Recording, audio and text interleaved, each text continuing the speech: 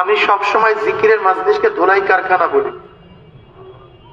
ধোলাই কারখানায় যখন জামা কাপড় দেওয়া হয়, জামা কাপড়গুলি ময়লা থাকে, কারখানা যখন ফেরত দেয় পরিষ্কার, ময়লার কোনো চিহ্নও থাকে না। ঠিক এখানে যখন ঢুকছিলাম আমল নামায় গুনার বহুত ময়লা ছিল।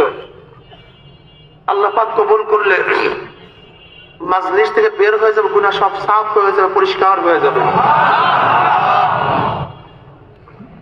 নবী আলাইহিস সালাতু ওয়াস সালাম হাদিসের মধ্যে ফরমান, মা মিন কওমিন ইসতামাউ ইয়াসকুল্লাহ তাআলা লা ইউরিদুনা বিযালিকা ইল্লা ওয়াজহু ইল্লা নাদাহুম মুনাদিম মিনাস সামাই আন কুমু মাগফুরান লাকুম কদ বুদ্দিলাস সাইয়্যাতু হাসানাত। যখন কোন সম্প্রদায়ের জিকিরের মাজলিসে বসিয়া যায়, জিকির শেষে যখন জাকির মাজলিস থাকতে থাকে, একদল আহ্বানকারী ফেরেশতারা আসমান থেকে ডাক দিয়ে বলে, জাকিরিন সুসংবাদ শোনো, আল্লাহ পাক তোমাদের গুনাহ খাতা মাফ করে দিয়েছে। শুধু মাফ করছে তাই নয়, তোমাদের সমস্ত গুনাহকে আল্লাহ পাক নেকের দ্বারা পরিবর্তন করে দিয়েছে। এই যে একবার সুবহানাল্লাহ পড়ছেন, পড়ার সাথে সাথে আমলনামায় 1000 নেকি লেখা হয়ে গেছে, 1000 গুনাহ ঝরে গেছে। ইন্নাল হাসানাত ইউযহিবনাস সাইয়্যাত,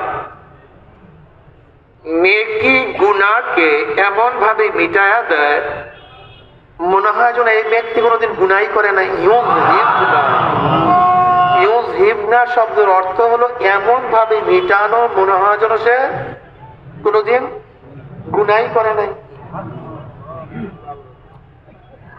দেখেন, এই একবার সুবহানাল্লাহ পড়ার সাথে সাথে আমলনামায় 1000 নেকি লেখা হয়ে গেছে, 1000 গুনাহ ঝরে গেছে। অন্য রওয়ায়াতের মধ্যে আসছে, একবার সুবহানাল্লাহ পড়ার সাথে সাথে মিজানের অর্ধেক নেকি পূর্ণ হয়ে যায়। ইমাম বুখারী রাহমাতুল্লাহ আলাইহি তার কিতাব বুখারী শেষই করছেন, কালিমাতানে হাবিবাতানি ইলার রহমান খফিফাতানি আলাল লিসান সাকিলাতানি ফিল মিজান সুবহানাল্লাহি ওয়া বিহামদিহি সুবহানাল্লাহিল আযীম। দুইটা কালেমা আল্লাহর কাছে খুবই প্রিয়। কার কাছে? হ্যাঁ, আল্লাহর কাছে। হাবিবাতানে আই মাহবুবাতানি ইলার রহমান আই ইন্না কাইলুহা মাহবুবুন লিল্লাহি তাআলা। হাবিবাতান ইলা রহমানের অর্থ হলো এই কালেমা দুইটা যারা পড়বে তারা আল্লাহর কাছে প্রিয় হয়ে যাবে। ইন্না কাইলুহা মাহবুবুন লিল্লাহি তাআলা, যারাই কালেমা পড়বে সুবহানাল্লাহ আলহামদুলিল্লাহ আল্লাহু আকবার লা ইলাহা ইল্লাল্লাহ, তারা কার কাছে প্রিয় হয়ে যাবে?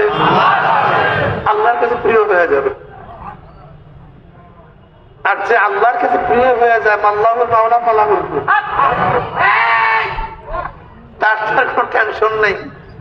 লা খাউফুন আলাইহিম ওয়া লা হুম ইয়াহজানুন, আলা ইন্না আউলিয়া আল্লাহ লা খাউফুন আলাইহিম ওয়া লা হুম ইয়াহজানুন। যারা আল্লাহর ওলি, আল্লাহর বন্ধু, তাদের কোনো ভয় নাই, কোনো চিন্তা নাই, কোনো টেনশন নাই। লা খাউফুন আলাইহিম ওয়া লা হুম ইয়াহজানুন। আল্লাহ পাক এই কথা বলেন না, লা খাউফুন আলাইহিম ফিদ দুনিয়া ওয়া লা ইয়াহজানুন ফিল আখিরাহ, এরকম কথা বলেন নাই। লা খাউফুন আলাইহিম ওয়া লা হুম ইয়াহজানুন মুতলাকান।